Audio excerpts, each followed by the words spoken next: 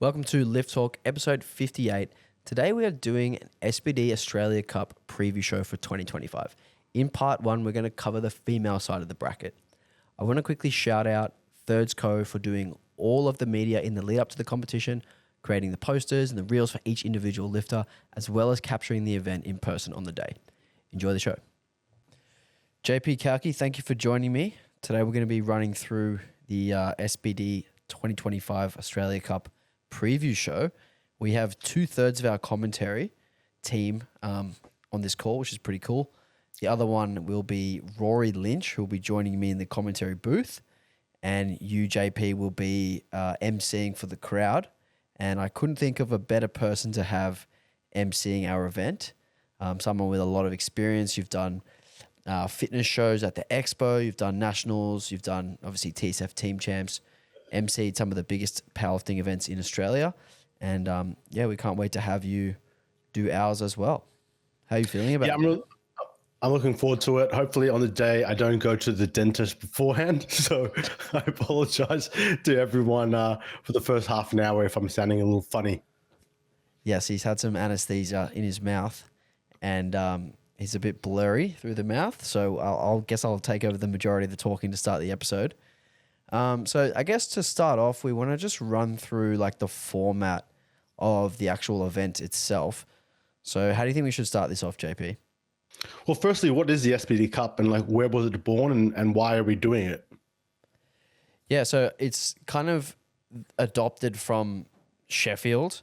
John and Greta went to the first Sheffield and the second Sheffield and saw what a spectacle it could be and wanted to run sort of like an Australian version of that event here and wanted to host it themselves. So obviously we brought it in last year. Last year was the inaugural SBD Australia Cup, and this year is the second iteration of it.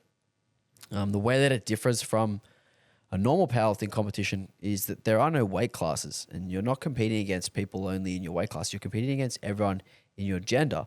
But what you are competing against is relative to the total record in your weight class. And then that is how you compare the scores for lifters in other weight classes. That's probably the most. That's right. So rather than the typical way we measure lifters across weight classes, which is GL points, which you might be familiar with, listeners might be familiar with GL points.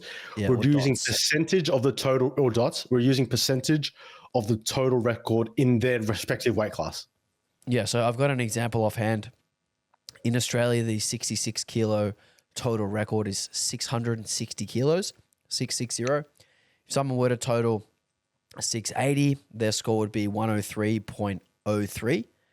And then if a lifter in, say, the 93 kilo class, where the total record is 810, they would need to total 835 to beat that lifter in the 66 kilo class.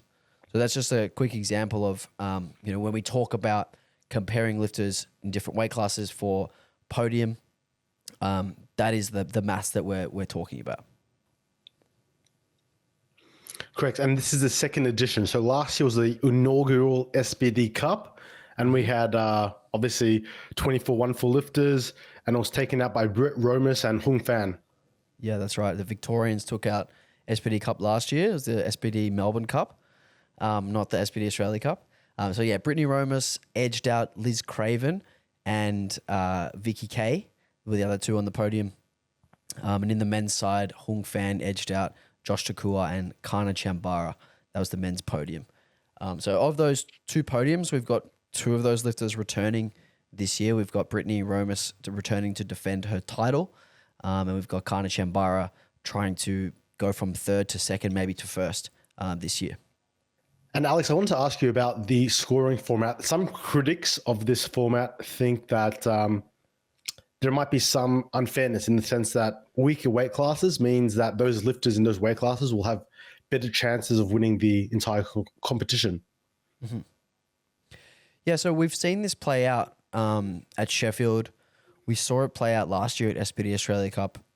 But where I think it is strong is that it allows lifters to target those quote unquote weaker records and sort of like raise the standard in those classes to match the level of the other weight classes, which I think is actually a point that's not actually talked about a lot. It's just like, cool, if I can go and win in this weight class, not only am I winning, I'm actually raising that standard. I'm elevating that standard to match the other one. So I think that's actually a strength of it. I do think, as far as fairness goes, I don't think it's more or less fair. I mean, if the record is lower in a particular weight class, it means that the talent isn't quite in that class yet. But it may incentivize lifters to move to that class in order to, like I said, raise that standard. So we will talk about a few lifters who we are expecting to move weight classes next week and how they are sort of targeting those weaker classes. I have to agree. And I think especially at the world level, like with SBD, what we do see is that the difficulty or the impressiveness, however you want to measure it, of each total world record is actually evening out over the years.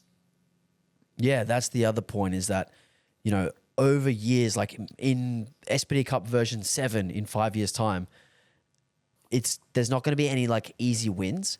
And, you know, we're kind of already seeing this, particularly on the men's side, in that, like, you know, I predict the winners of the men's to be only like 2 to 4% above the record, which is actually what we had last year. Hung was only just over 3% above that Aussie record. So I think the women's side will start to sort of even out a little bit across the board, I guess, because in Australia we have quite a few outliers in our female performances. You know, we've got Natalie Lalai, we've got Abby Wallace, we've got others who have brought up, and Vicky, who've brought up the standard in those weight classes really, really high. So it makes the other ones look a little bit low by comparison.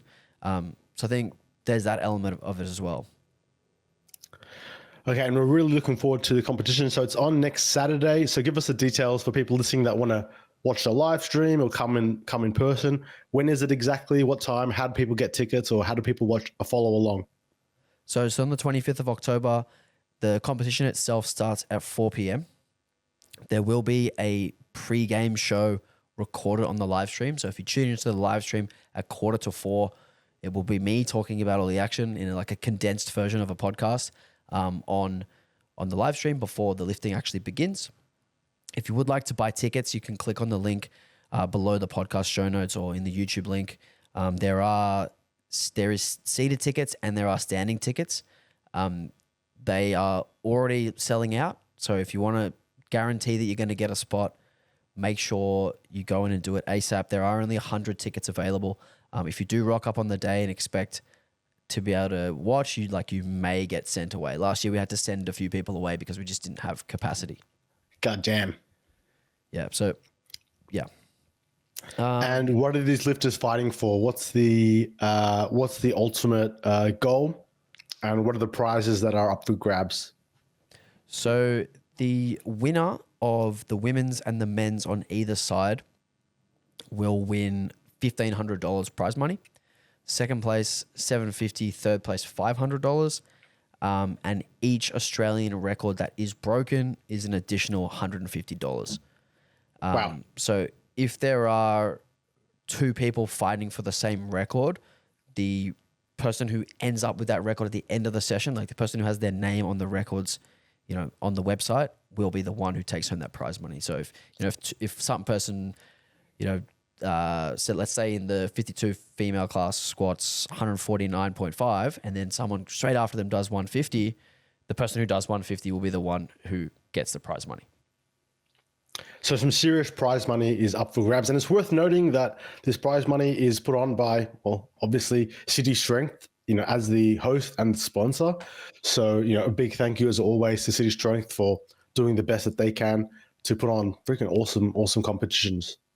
Yeah, absolutely. We do appreciate what City Strength do for the sport, and hopefully next year we can ramp up the prize money. I'll get in John's ear about it. Yeah, let's put another 0 on all those numbers. That'd be good. Pressure's on John. All right, so I think now it's probably a good time to go into the lifters list, and just we'll go with the women first. So I'll just name all the women first, and then we'll go into sort of each of the weight classes one at a time and talk about who's going to be vying for which records and who to look out for in which of the particular lifts. So our women's lineup with Ainsley Jones, Sophie Dobson, Abby Wallace, Cindy Zhang, Brittany Romas, Isabella von Weissenberg, Kelly Bastow, Aislinn Otway, Hannah Altman, Bethany Parker, and Nicola Orr. So we did have a couple pull out. I won't say who, but we did have a couple lifters pull out. And Ainsley Jones actually signed up just yesterday. She's signed up on 10 days notice, ready to jump into SBD Cup, which is really, really cool. She is actually planning to compete in the 47 kilo class for the first time. So full disclosure, she actually was supposed to compete on the weekend and didn't make weight. She got till right at the last minute of weigh-in and was still 47.1 and just decided, hey, I'm not going to compete because I want to use this as a nationals qualifier. And her coach, Aiden, messaged me knowing that a couple of people have pulled out. He said, hey, do you want Ainsley to jump in at the last minute? I was like, absolutely, let's get her in. I didn't even know at that point that she was going to be lifting 47. I just assumed she would be in her usual 52 kilo weight class. And she is a contender in the 52 weight class as it is, and will be equally strong, if not stronger, a weight class below. What an awesome story, and to sign up with 10 days notice is insane. Alex, I want to ask you, last year, I remember that the lifters didn't actually submit their weight classes ahead of time. Is that still the case this year? Or do we know what weight classes everyone's signing up for? So we don't specifically know. I have got insights because I have spoken to a few lifters and I have spoken to a few of their coaches. So in this instance, in Ainsley's instance, we know for sure that she is aiming to compete in the 47 kilo class. I've got confirmation of that. And in a lot of other cases, I've got confirmation. There's actually only one lifter on the list who I'm not sure where they're going to end up. We'll get to that shortly. But yeah, that does make it a little bit easier when we do a show like this to predict who's going to finish where and who's going to attempt what records. Because last year we actually had a couple lifters shifting at the last minute. Izzy von Weissenberg was one who ended up competing in a different weight class to what we expected, and ended up shaking things up quite a bit. The reason I ask is from a strategic point of view, I think it's worthwhile, Alex, that you explain to us or talk us through what the total records are in the women's classes across 57, 63, 69, 76. If we look at those records, that'll tell us a lot as to why lifters are going to the weight classes that they are going to. Yeah, so I think we should probably save that discussion for a little bit later when we get to the 76 battle, because that's probably the biggest talking point. But let's just stay on Ainsley for now. So Ainsley competing in the 47 class. Obviously, the records are set really high here because, as the aforementioned Vicky Kay competes in the 47 class, first Aussie to get on an open podium since Liz Craven in 2017. So, a really, really high level lifter who broke all of those records at Worlds: 145 squat, 92.5 bench, 175 deadlift, 412.5 kilo total. The one of those four that I can see Ainsley targeting is the squat. Now, her best squat in competition is 150. She did that at Nationals this year in the 52 kilo class. She actually unfortunately bombed.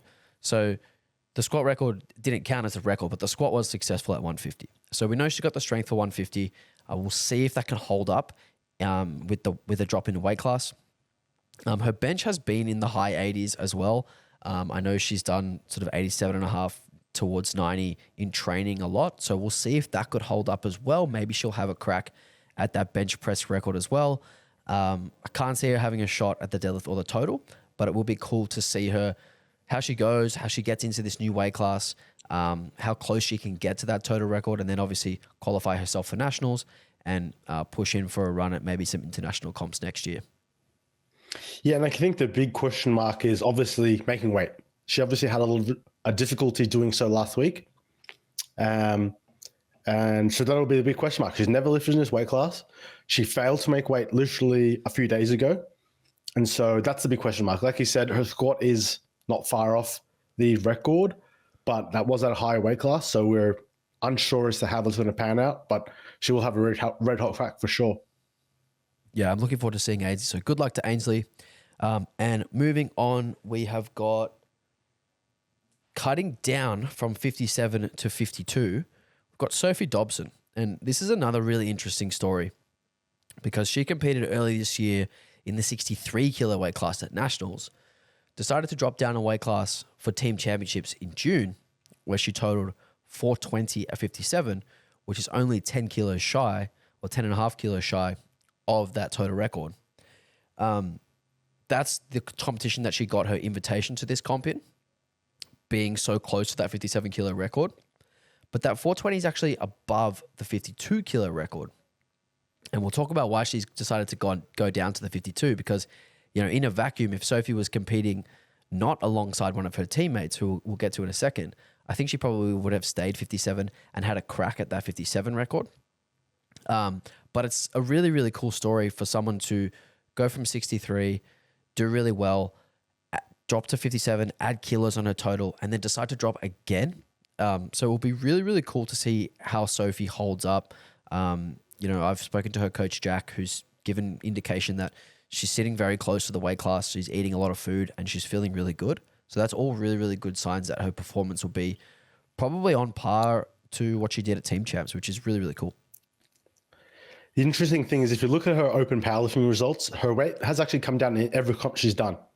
So she started at 67.5 with USAPL, gone down to 63, gone down to 57, and now in 52. But her actual body weight has gone down, and importantly, in every comp, her totals have gone up.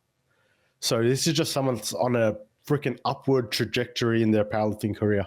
Yeah, and someone who's still very new. This competition coming up next week, SBD Cup, will actually be not even 2 years after her first competition. So her first comp was in November of 23. It's not even 2 years after, and she's already hit 100 GL points. She's already been invited to a huge meet like this, and now she has the chance to put her names in the record books. And speaking of those records, I can see her for sure having a crack at the bench, the deadlift, and the total. I think she's a little bit far away from that squat record. So she's 9 kilos away from the squat record. That's a tough ask given a drop in weight class as well. But her bench press is, I think, 1 kilo. Yeah, 1.5 kilos above what the record is in the 52 class. And then her deadlift is actually 2.5 kilos above the record in the 52 class. So if she can hold on to her deadlift and her bench press and have a really clean 9 for 9 day, then she'll be looking at the total record as well. And it's worth noting that total record she's hunting down belongs to, like, the absolute GOAT of Australian powerlifting, Liz Craven. So that's a big total and a big record to be going after. Yeah, and Liz has her eyes on this one. I told her, I coach Liz, I told her that Sophie was coming down to 52 and that she's one to watch and that she might have to fight for her records back after the comp. But she is competing in New Zealand, so she'll have a close eye on what Sophie does and she'll be aiming to get them back straight away. All right, so moving on to the 57 kilo class. So as I mentioned before, one of Sophie's teammates, Abby Wallace, has decided to go down to the 57 kilo weight class. Now, this is a very interesting decision because this is someone who was on a crazy trajectory, essentially to becoming like one of the best lifters Australia's ever seen. Still really, really new to the sport, not even 3 years into the sport. And she's total over 500 kilos a couple of times as a 63 lifter. Went to Worlds this year, did really well. And now she's decided to go down a weight class. And obviously the difference in the records between 57 and 63 is 72 kilos. Like that is a huge difference in those records. So going down, she can actually afford to lose quite a bit on her total. And I still think be the absolute favorite to win this whole thing. Yeah, absolutely. I mean, the 63 total record is her own. It's the 502.5. And so unlike, for example, Sophie Dobson, who we're talking about going down a weight class, she has to maintain her total. Abby can afford to drop 50 kilos on her total going down a weight class and still smash the record in the 57 kilo class by 20 kilos. Yeah, exactly right. And those individual records as well. I think by the end of the competition, I think Abby will have her name on all 4 records. The squat is currently at 166. Abby has done 190.5. So, plenty of room to move there. The bench press is 104. Abby has done 117.5. And that was also at Worlds under world conditions. and the deadlift is 192.5, and Abby has done 200. So, I can see Abby finishing the day with all 4 records and first place overall. Like, that's kind of where my head's at for that one. I think that's a very fair take. I think to say that she's probably the big favorite or one of the big favorites is very, very fair. The question is a little bit like, some of our previous examples, like Sophie and Ainsley. This is an unknown territory, and some lifters, they make the hero cut, they drop a weight class, and they maintain their strength or even get stronger. But other lifters, we saw Kasim Sand at World this year in the went from the 66s to the 59s, absolutely KO'd him, and it just did not work. And so it is a double-edged sword. I mean, like we said, she has a lot of room, as in she can afford to drop 40, 50 kilos from her total and still be one of the favorites. But there is still this unknown element of how are you going to perform when you've lost, 6% of your body weight, 7% of your body weight. Yeah, and I've seen recent training clips of her squatting 170 quite comfortably, benching 110 with a decent length pause also quite comfortably. So it does look like she's held on to a lot of her strength, and I would expect very high 400s, to be honest. Like, I wouldn't expect, 450. I'm expecting 570 plus. And if she could match her total going down a weight class, especially at the level that she's at, I think that's the other talking point is like, you're not just cutting from like being quite new. She's already like elite. She's already one of the best lifters in the country. If she can maintain her total, dropping down a class, she would actually be a contender for Worlds in a 57, like a podium contender next year at Worlds. And I think that's kind of what this competition is a stepping stone for her. It's like, cool, let's do this cut. Let's see how I perform. Let's see if it's viable to continue doing that. And then if so, I'll do Nationals at 57, I'll do Worlds, and I'll see, how far I can take this. Because, man, she has the potential to be the Aussie GOAT. Oh, absolutely. And if she puts together that total that you said, like 475, for example, that's 110% of the record. Like, that's a huge score. And like you said, I think she's the clear favorite if she's in that ballpark. Yeah. Okay, moving on. Cindy Zhang is the current 57 kilo total record holder, 430.5. She's also the record holder in the squat at 166. Now, she has already competed 3 times this year. She did Open Nationals. She won. She totaled 430.5. She then went to Junior Nationals where she had a deadlift attempt for the win, which she locked out and was given 2 reds for a bit of downward movement. So extremely close to winning Junior Nationals. And then she went straight into Worlds prep and did Junior Worlds. Unfortunately, a bit of an underwhelming performance for her at Junior Worlds, but she's backing it up again. 4 competitions in just over 8 months for Cindy. The word on the street is she's actually decided to go up to the 63 kilo class. I'm not sure whether that's true. I actually don't know. I haven't confirmed with her or her coach, so I guess we'll have to wait and see. This was the individual I was talking about who, I didn't know which weight class they would decide on. If she does decide to stay in a 57, she'll obviously have her work cut out for her with Abby going down. But if she does decide to go up to the 63, it'll be interesting to see what that growth looks like, because Cindy is still a junior. She still has a lot to give as far as potential. Again, she's only been competing for 2 years, so the sky's the limit for someone like this. She works her fucking ass off. I don't know if you've seen like how much training these girls from MD Strength do. It is like incredible the amount of work that they get through. And I know she's done pretty big cuts down to 57 for her last few competitions, previously competing as a 63. So maybe going back up to the 63 is the right move for her future. And maybe this competition is kind of exactly what she needs to set herself up and kind of make that decision for her and give her a glimpse into what's coming. Yeah, and you said it yourself, it's going back to 63. It is worth mentioning she started her career as a 63, came down to 57, has spent, a year and a half there. And if she is going back to 63, like you said, not sure, I would say it's fair to say that that's an admission that, okay, you're not going to put yourself in the most competitive position. Like we said, the 63 total record's like 502. It's Abby Wallace's. So she's going up a weight class. She's basically conceding her placings and record and is just going to do the best she can, obviously be as competitive as possible in that class, but is accepting that, a podium finish at SBD Cup's not really there for her.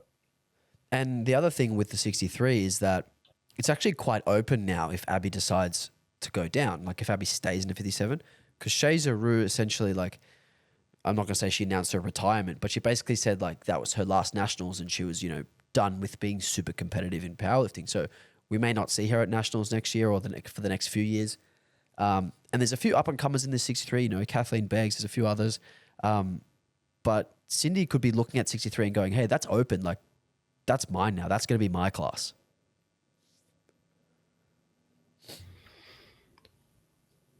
Anything else to add there? I'm going to try to minimize my talking. I want to jump though to the 76s because we're having a jump. We're skipping the 63s and the 69s, and this is what I wanted to bring up earlier as to why we're seeing this gap. Are you asking me that? I'm asking you to explain it because I don't think people want to hear me explaining these things again. Oh dear. So the total record in the 76 class is 495, which is actually lower than not just the 69 kilo class, which is 501, but it's also lower than the 63 kilo class, which we mentioned earlier, Abby Wallace, 502.5. So that really lends itself to lifters targeting the 76 kilo class as their sort of, chosen class for this competition, because you could literally weigh in heavier. You could weigh in 15 kilos heavier than in 63 and total less and still score a higher score in this competition, which exactly what we're talking about at the start doesn't make a whole lot of sense, but that's just the format and that's what it is. And I fully expect that this record ends up in the sort of like the high 530s, low 540s by the end of this competition. And we have 5 women in this weight class. 3 of them were actually coming up from the 69 kilo class. So that's Brittany Romas, who qualified with last year's performance, obviously giving her the title. Aislinn Otway, who qualified with her Open Nationals win.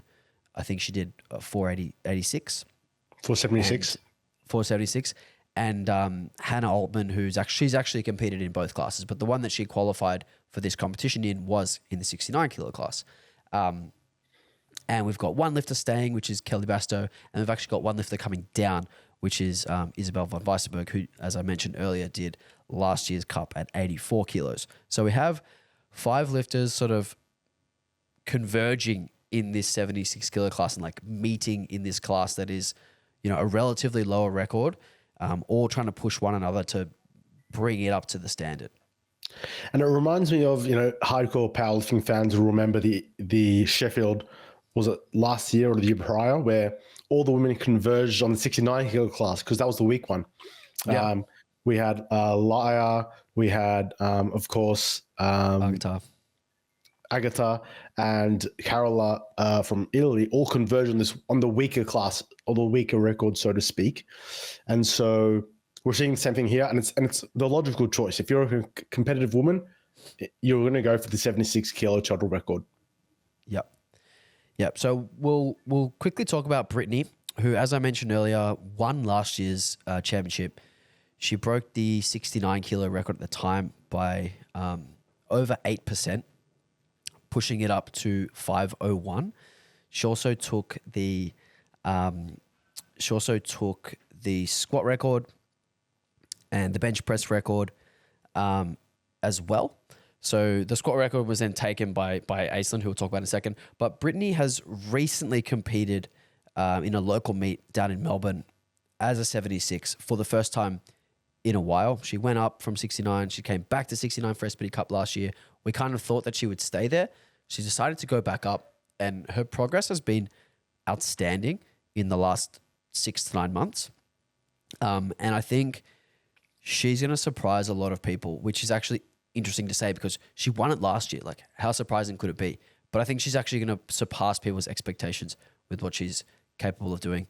Like I mentioned, she competed locally very recently. She totaled 517.5. Looked like she had room in the tank on all of her lifts. So yeah, I'm looking forward to seeing what Brittany can do.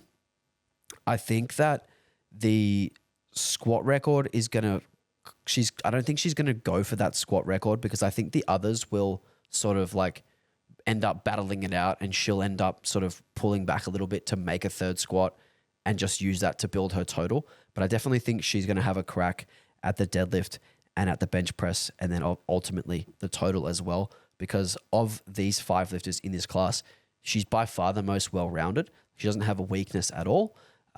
She just makes lifts. Like her last few comps, she just goes 9 for 9. She picks good attempts. She knows what she's doing. She knows how to hype herself up. She knows exactly kind of what energy she needs throughout the meet. She paces herself well. And I'm expecting a really good repeat performance from Brittany. It's important to note that her 501 total that she did last year at SBD Cup was at 69 class. And this recent competition that she did at 76 class, she only weighed 72. And so if she continues to put on a little bit of weight, if that's her strategy, she puts on another 2 or 3 kilos. I wouldn't be surprised if she totals, like you said, 530 or 535 without even having to get much stronger, if that makes sense. Like if she just continues to grow into her body weight, then there'll be those kilos coming kind of naturally. So I definitely agree. She's one to watch, and she'll be one of the, in many ways, favorites in this competition for sure.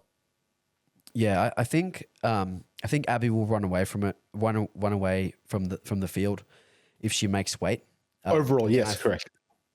But then I think whoever wins the 76 battle, I think will be second, and whoever is second in the 76 battle will be third on the podium. That's kind of the way that I'm seeing this. Okay, so moving on from Brittany, I've got Isabella von Weissenberg, who, as I mentioned earlier, competed last year at SBD Cup. She competed in the 84 kilo class. She wanted to do nationals this year, but she didn't have, as a 76, but she didn't have the time to do a qualifying meet and make weight and everything.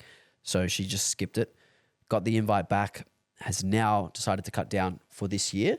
And, I think what she's done recently with how little amount of training she does, because her life's kind of not as focused on training as it used to be when she was, a world's competitor back in her 20s. And she's just held on to so much of that strength that she built through her 20s that she's not one to write off either. I can really see her pushing the squat record like well past 200 and pushing that deadlift sort of into the 220s as well, which I think will be cool. The difference between her and Brittany is that she doesn't have the bench press to make up that gap. So she's going to have to take what's there on the squat and take what's there on the deadlift to make up for that bench press gap. So that's going to be an interesting thing to look out for. Do you have any extra thoughts on Izzy? Before you go, we're actually so privileged to have Izzy here because she is an IPF legend. Like, I think she's got 6 or 7 IPF world records to her name over the years, and multiple medals at Worlds and stuff like that. So we're so stoked that she's here choosing to do her comps with us at City Strength. I mean, yeah, as you said, legend of powerlifting and international powerlifting from Sweden. I think the big question mark that I have around her is that in the last time she competed was last year, SBD Cup, but before that was in 2022. So she has a lot of experience, but there is a big question mark about, is she going to be ready? Like her meet approach. When you're not competing for a long time, you lose that sharpness, you lose that execution. Maybe you won't. Maybe someone with that much experience, it's all still there. But it's worth noting that last year, like the only comp she's done in the last 4 years or 3.5 years, she did at 84 kilo class. And so now she's going down to the 76s. So I just have a lot of question marks, a lot of uncertainties about where she's at. As you said, she's a great executioner, has numerous world records. And so she could very well put together a 9 out of 9 day and just have an excellent performance. But it is hard to gauge. And she's not the kind of person that's sharing every one of her top sets online. And so there is I have uncertainties. I could very easily be impressed that she puts together a 535 total, but from my perspective, she could easily put together 480, and I'm not sure where she's going to land. Yeah, I think similarly to last year, she wasn't sharing a lot of her training. I've seen more of it this time. She actually seems more locked in this time than last year. I don't know why that is. Maybe that's just a perception thing. I'm not actually entirely sure. But on the day itself, she was considerably better than I was expecting. Like she squatted 206 and it was actually easy. Like she had like at least 5 kilos in the tank. And then on her final deadlift, as you can see, looking at her open powerlifting, she jumped from 215 to 234 and a half, which was just what she needed to chip the total record. So that was like a big Hail Mary attempt. Wasn't quite close, but the 215 was reasonably comfortable. So there's a bit of room to move there. So I think if she's able to hold on to what her strength was last year as an 84, if she's able to sort of execute at that same level with the weight cut, then I definitely think she can challenge Brittany. But I do think it's going to be very, very close between those two. Yeah, absolutely. And like, I think what you just said there kind of speaks to that experience that I mentioned. You know, when you've got that world experience, you know, you tend to be a great executioner. So yeah, she could very easily be one of the more competitive girls in this 5. Is there 5 in the 76ers? 4 girls. Yeah, there's 5 going at it. Mm-hmm. Okay, so moving on from Izzy, we've got Hannah Altman. Now, Hannah Altman's best total is 480, which was this year as a 76 at Nationals. She came second. She had a very narrow miss on her final squat, which was called on depth. So she gave away 7.5 kilos there, which then led to like probably a bigger jump than she would have done otherwise to try and steal the win. So that 480, I don't think is quite a reflection of what her top end strength was earlier this year. And she's made considerable progress on top of this. She's a bit of a tweener. She goes from like to and fro the 69 and the 76 class. I did speak to her the other day. She's definitely doing 76 for this one. She's got her eye on 500 plus. You know, her best squatting competition is 180. She missed that 185 on depth earlier this year, but she's done a 190 double in training, which I think, you know, probably sets her up for pretty close to 200 kilos, which is really cool. She has the current bench press record at 115, so it will be a nice jostle between her and Brittany to see who ends up with that one. I know she's done a 112 and a half double, and she's benched 120 this prep as well. You know, we'll see what that looks like with the competition conditions, with the commands being usually longer than what most people do in training. And I know her deadlift has ticked up above 200 in training as well. So she used to be like a very subtotal specialist type of lifter with a deadlift that was a little bit lacking. That deadlift has started to catch up to the pack. And I think that's going to bring that total up and sort of round out her performance a lot. So she's one who's progressing fast, already super, super, super strong. And yes, certainly a threat for sure. Yeah, for sure. And I think the important thing is, like you said, she jumps between the weight classes. Her most recent competition in June this year, she was at 69 and she weighed 69.0. And so there's just nothing better than when you're prepping for a meet and you can comfortably be eating. Like you're not having to cut weight, you're not having to watch your diet. You can just eat and train hard and actually put on that strength. So yeah, I mean, she'll be very competitive and she's got a chance of breaking a couple of records. I don't know if she'll be on the podium for this weight class or if she's one of the favorites in this 76 group, but definitely a threat to break a couple of records for sure. Yeah, I'm interested to see Hannah put together a really great day. She's someone who's kind of struggled with the mental side of performance, and I think that's actually let her down a little bit.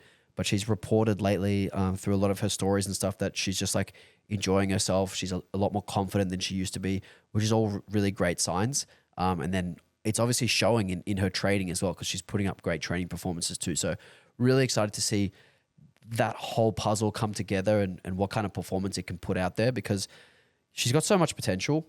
She's had so much potential for a long time. You know, you can see if you look at her open powerlifting, she totaled 470 way back in 2022. And it's kind of taken her a while to sort of like replicate that and like, you know, I guess like fulfill the potential that we thought she had when she was doing those kind of performances back then. But it seems like she's done that. And yeah, I'm really excited to see her put it all together. Yeah, absolutely. And our last lifter in the 76 kilo class. We've got 2 more, JP. 2 more, sorry. I'm getting ahead of myself. That's all right. We've got Ace Lanotway, so another lifter from MD Strength out in Victoria. Another lifter who's still pretty new to powerlifting, only 3.5 years in the game. She graduated from the juniors last year. She was the Open national champion in the 69 kilo class earlier this year. As we mentioned earlier, she broke the squat record 186. She deadlifted 205. So those two are quite close to what the records are in the 76 class. And she is someone at her age and at her experience level who is just continually making progress. And like I mentioned with Cindy, with the amount of training that those girls get through, she's one who just gets through the craziest sessions, like just the most impressive amounts of volume, 10 sets of squats in one session and stuff like that. Just incredible stuff. So I know for sure she's got her eyes set on that squat record. It's currently Kelly Basto's at 193.5. I know for sure that Aislinn has done over 200 a few times in prep. And I know that the way that they train at MD with the amount of training volume that they do, they actually expect, to get quite a lot out of that taper in that peak week.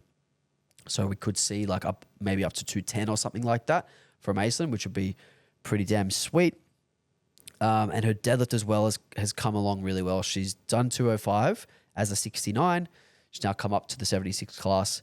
The record is the standard, which no one has actually done yet, which is 210. I believe that she's done 215 in training a few blocks ago. So again, I think Aislinn will be certainly one to watch for the squat and the deadlift records. And the interesting thing about her trajectory is that she's just improving comp to comp. Like in her last three comps, she's gone 405, 450, 476, and all of them in the weight class below. And so it's like, when someone's progressing at this stage in their career, you're like, where is your limit? We actually don't even know what your upper limit is right now. You haven't plateaued. You haven't had that 3 or 4 comps in a row of the same total yet. And so she could very easily keep that momentum plus gaining a bit of weight. It's like she could be doing into the 510s, 520s for sure. Yeah. And that's kind of what I expect from Aislinn. Over 510 is what I'm expecting from her, which would be, again, another huge bump on that total.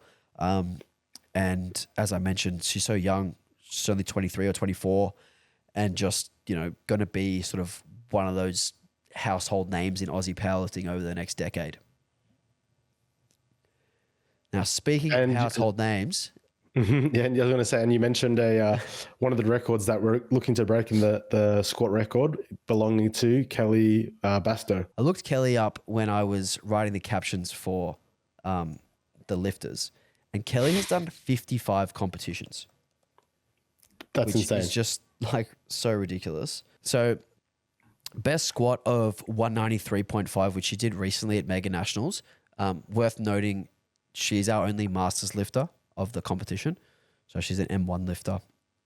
So 193.5 squat, best bench of 195, which I don't know how long ago that was. Pretty recently. She's done 95. Yep. So pretty recently because she's done, that would be very good. Maybe she'd win the whole thing. Best bench of 95 recently has done sort of around 92.5, 93. Best deadlift of 209, which is very, very close to that 210 standard. But she hasn't been around above 200 in a while on deadlift. So that will be one to sort of watch whether Kelly's deadlift can catch back up to the old times. And if so, she's definitely going to be in the fight for that squat and deadlift record, similar to Aislinn. What do you think about Kelly? I mean, Kelly's an absolute legend. We're speaking about legends of powerlifting. Kelly's a legend of Australian powerlifting specifically and international. I mean, she's competed internationally numerous times. But yeah, like you said, when you've done 50 meets, a large majority of those in Australia and New South Wales in general, anyone that's done a powerlifting meet's probably shared a platform with Kelly. I think the major thing is, unlike some of the other girls that we've listed, she isn't on that upward trajectory. She's a masters lifter. She's been lifting for 12, 15, 12, what are we looking at? 12 years now, 13 years. And so she doesn't have that upward trajectory. Her totals over the last 5 years have been more or less in that 470 to 480 range. So I don't think we can expect a big jump. She's not going to just total 520 out of nowhere.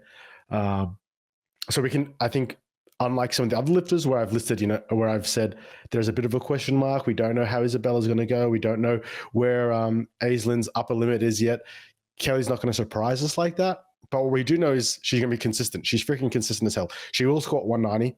She will deadlift 200, and she'll be competitive in that group for sure. Yeah, and with that lower record, she still could find herself in the middle of the standings, which is cool. I actually think that all 5 of these women are going to go over that 495. That's maybe my first hot take for the podcast. All 5 of these women are going to break the existing record. That would be like an insane result, and I'd be so happy to see it. I don't know if I fully agree with you. Kelly's best total is 487, and that was 5 years ago. So I'd be hard pressed to see her go past 495. But yeah, at least 4 of them or 3 of them will go over it, and if all 5 go over, I'll eat my hat in celebration. I'll do a show live on the stream. Yeah. All right. And I would love to see it, honestly. I would love to see it. Okay, moving on to the 84 class, our final 2 women for SBD Australia Cup 2025. We have got Bethany Parker and Nicola Orr battling it out like they did at 2024 APA Nationals, where Beth took out the win over Nicola. I will say Nicola has progressed really, really fast over the last few years. Her last 3 totals being 465. Sorry, last 4 totals: 425, 465, 495, 524. So consistently adding 30 to 40 kilos on her total between each competition. If we see another 30 on top of her best total of 524, then I can see this being a really, really tight battle between Nicola and Beth. It's worth noting as well, the record in the 84 kilo class is 557, belongs to this unknown lifter, Yan Fei Zhao. Yeah, who's that? No, absolute legend, 557. So yeah, about 60 kilos above the 76 kilo record. So pretty competitive record for sure. Are we expecting Nicola and Beth to be in that vicinity, Alex? I actually think that both of them can be. But it will require both of them to put together complete, 8 or 9 for 9 days. What we've seen from Beth recently is, her squat's kind of been on the back burner. I know for sure that they've, her and her coach Kelly Mann have kind of allowed squat to just kind of stew in the background while the other 2 push a little bit harder. But I think it's actually done wonders for her, because I mentioned this in the lineup podcast that we did. Beth's biggest thing is that she hasn't been healthy for like long periods of time. And it seems like she's really been healthy the last 6 months or so, sort of essentially since she, pulled out of Open Nationals due to an injury. Since that period, she's had a really, really good run. And I think, part of that is just, figuring out what program she can handle and how to, keep her injury free and progressing for longer periods. But it seems like her squat's actually pretty close to strength-wise when she was doing her best squat performances. So her best squat in competition is 197.5. Now, obviously, don't expect her to challenge Yanni's record of 210.5, but if she can squat in the low, like 190 to 192.5, then she can definitely make up those kilos in the bench press and in the deadlift, because those 2 are just going to be the stars of the show for Beth. And as far right, as, sorry, you go. So I was going to say it's worth mentioning as well that her best total of 530, she achieved that a year ago. So at the SBD Cup Invitational 1. So her best total is 530.5. The record's 557. So she has a great day. Like you said, she puts together that perfect day. She could be within striking distance, but it will need to start with that squat. And she does need to put together a squat that's over 190 at least. Yeah, and if you look at that SBD Cup performance from last year, she actually had a deadlift which would have given her 543, which was half a kilo more than what Yanni did. And it was actually quite close. Like, it was above the knee. So that 530.5 isn't quite reflective of where her strength was at that point in time. And I think in particular, her bench press is definitely above what she did at that comp. She only did 128. I know for sure she's done like 130 numerous times. I kind of expect her to be benching around 135. which gives her a nice boost there. And if she can maintain that squat or do a little bit more, bench what we know she can do, and then bring together 3 made deadlifts, I can definitely see her exceeding Yanni's record. And it's fair to say that bench record is definitely going to be on her radar. A little bit of cash prize there if she gets that bench record, so that'll be one of her big priorities for sure. Yeah, I know for sure she'll have her eye on bench and deadlift records as individuals, and if she puts together a good enough of a day, she'll have a stab at the total as well. And then Nicola, like you said, has been improving. Her best total, 524. She did at Open Nationals earlier this year, so it was that in February. If she's on the trajectory that she's on, like her best total, to reiterate, is about 6 kilos below Beth's. But Nicola's been progressing really smoothly, and so again, if she has a good day, she could very well be within striking distance of that Yan Fei record of 557. Yeah, and I think she mentioned in her interview that she did for like the promo that she wanted to match Jessica Bittner's bronze medal performance at Worlds, which was 567.5. So she's obviously got her eyes set quite high for this one, which is great. I love to see it. I want to see the biggest lifts possible. I want to see some risk taken. I want to see, people put together great days, make good decisions, and really push these records as far as they can. She hasn't been sharing a lot of her training, which makes it quite hard to predict exactly where she's going to be at and what record she's going to be targeting. But I think based on her squat trajectory and how it's gone for her over the last few comps, that she'll probably have her eyes set on that squat record and definitely have her eyes set on defending her own deadlift record, which is currently at 219. I think Beth can do high 220s, low 230s. So, that'll be a nice battle between those two to see who finishes up with that deadlift record. And maybe one of them forgoes the deadlift record to try and chase the total, or vice versa. That'll be an interesting thing to see how that all plays out, what the coaches decide to do. Absolutely. And I have to agree exactly with what you said. As fans, we just want to see big lifts, risks taken, daring decisions, and really close battles. So, that rounds up our women. Alex, what are your main assertions, hot takes? You kind of said already that Abby's the favorite. How else do you think that the rest of the lifters are going to fall into place? So I'll give my predictions for the top 3.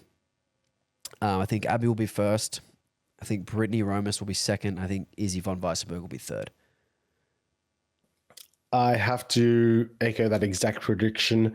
I think Abby is just so damn strong. She's, as we said, has potential over the next few years to assert herself as the greatest Australian lifter of all time. She's not quite there yet, I would say, but is on track. And with a weaker record in that 57 kilo class, assuming she makes weight well, she's going to be the favorite. And I think what you said earlier was just perfect about the 76 kilo class. I think however the 76 kilo class pans out in terms of their placings, that'll be second and third. Yep, I agree with that. All right, we will take a quick break now, and we'll be back for the men's preview. Stay tuned.